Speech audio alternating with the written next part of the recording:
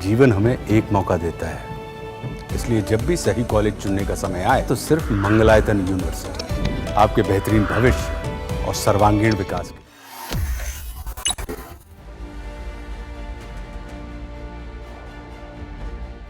Operation सिंदूर के बाद सेना पश्चिमी सीमा पर अपनी लड़ाकू क्षमताओं को बढ़ाने पर ज्यादा ध्यान दे रही है।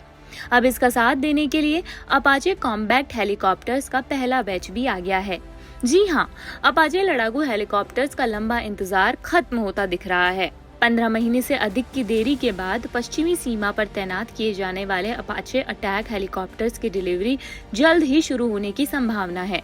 इंडिया टुडे की रिपोर्ट के मुताबिक आर्मी एविएशन कोर ने अपना पहला अपाचे स्क्वाड्रन मार्च 2024 में जोधपुर में स्थापित किया था, लेकिन इसके गठन के लगभग 15 महीने बाद भी ये स्क्वाड्रन अटैक हेलीकॉप्टर्स के बिना ही है।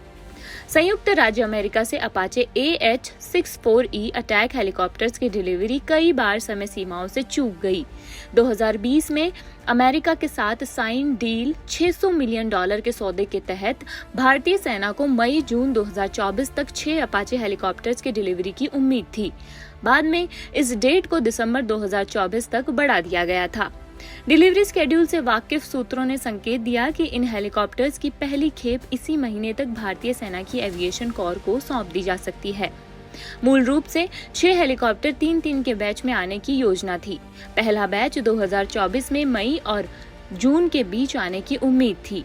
हालांकि हेलीकॉप्टर अभी तक भारत नहीं पहुंचे हैं, जिससे सेना का पहला अपाचे स्क्वाड्रन अभी भी इंतजार में ही है।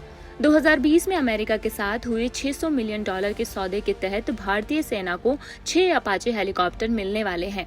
हालांकि पहले बैच में पहले ही 1 साल से ज्यादा की देरी हो चुकी है। रक्षा मंत्रालय के सूत्रों का कहना है कि यह देरी अमेरिका के सामने आई तकनीकी समस्याओं के कारण है। 3 हेलीकॉप्टर्स का पहला बैच आने वाले हफ्तों में मिलने की संभावना है, जबकि बचे 3 हेलीकॉप्टर्स का दूसरा बैच इस साल के अंत में भारत पहुंचेगा। अपाचे AH-64E अटैक हेलीकॉप्टर्स पश्चिमी मोर्चे पर सेना के महत्वपूर्ण अभियानों में सहायता करने के लिए बनाए गए हैं। ये हेलीकॉप्टर्स अपनी एजिलिटी, फायर पावर और एडवांस टारगेटिंग सिस्टम के लिए जाने जाते हैं और ये हेलीकॉप्टर्स अब जल्द ही भारतीय वायुसेना का हिस्सा बनने वाले हैं। ऑपरेशन सिंदूर के बाद भारत अपने पश्चिमी सीमा पर लड़ाकू क्षमताओं को बढ़ाने पर ज्यादा ध्यान दे रही है। इसी बीच अब अपाचे कॉम्बैक्ट हेलीकॉप्टर्स भी भारतीय वायुसेना का हिस्सा बनने वाले हैं।